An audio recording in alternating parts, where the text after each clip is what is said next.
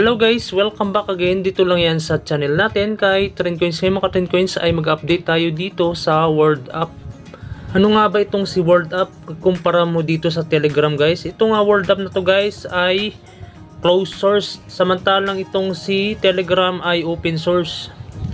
Ano ibig sabihin nun? Ito nga World App na to ay nahilintulad to sa iOS or sa Apple. Tapos naman itong Telegram ay inihalintulad siya sa Google. Ngayon yung Google na Play Store kasi ay open source. Kaya itong si World App ay kaparehas po siya ng Apple na kailangan nyo munang mag-verify para makapasok kayo dito sa World App. Ibig sabihin ng closed source guys, kailangan nyo munang pumasok dito sa application nila, ma-verify kayo para magamit ninyo itong application. Kasi itong World App na to ay meron silang orb para sa verification, yung iris scanning. Yun yung kailangan dito para magamit niyo itong application na ito. Kumpara mo siya sa Apple or iOS, kailangan niyo munang bumili ng iPhone bago kayo makagamit ng system nila na iOS. Ngayon dito naman sa open source, itong si Telegram ay kahit sino dito ay pwedeng gumamit. Kahit anong phone mo, basta Android phone ay pwede mo siyang mabubuksan. At sa kailangan lang dito ay ma-verify mo lang na gamit yung email mo kundi yung number. Ganun yung kinaibahan ng closed source sa open source. Ngayon guys, bakit nga ba kailangan natin ma-verify dito sa World App? Kasi nga yun yung layunin nila para hindi sila mapeke pagdating sa paggamit ng application nila. Kasi yung application nila nito ay merong value na. Lahat dito ay pwedeng mong gamitin. Halimbawa dito sa loob ng application nila ay kahalintulad to ng Google Play Store din. Meron din sila ditong mga application na may da-download ninyo at magamit. Katulad lang dito guys ng itong mga dinownload ko. Itong mga application na to ay pwede kayo dito makakuha ng mga token na i-convert nyo sa WorldCoin. Ito pa guys yung halimbawa dito bakit binabayaran kayo dito ng World App. Para dumami yung user nila sa paggamit ng application na to.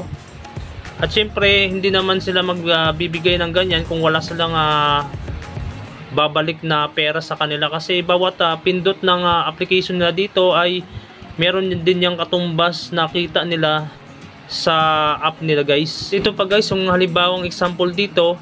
Itong GCash ay dati yung unang labas nito ay meron din silang binibigay na incentive sa bawat mag-download ng application nila. Meron ditong makuha kay dati na 50 pesos. Ang World App ay mas malaki kasi nga crypto ito guys. Cryptocurrency. Kung kumpara mo dito sa GCash ay hindi siya crypto. Ngayon ano nga ba yung crypto? Itong crypto guys ay mga token to guys na sa loob siya ng market ng cryptocurrency. Meron silang exchange.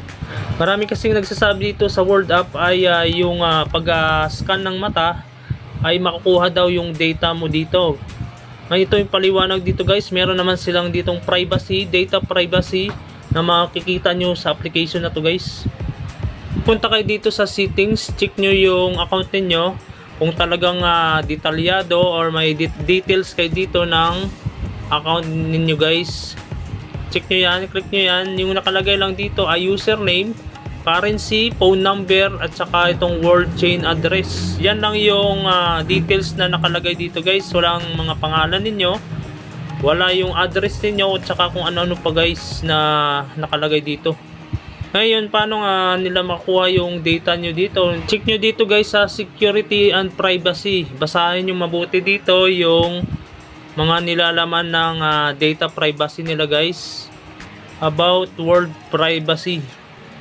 Nandito naman lahat nakalagay yan.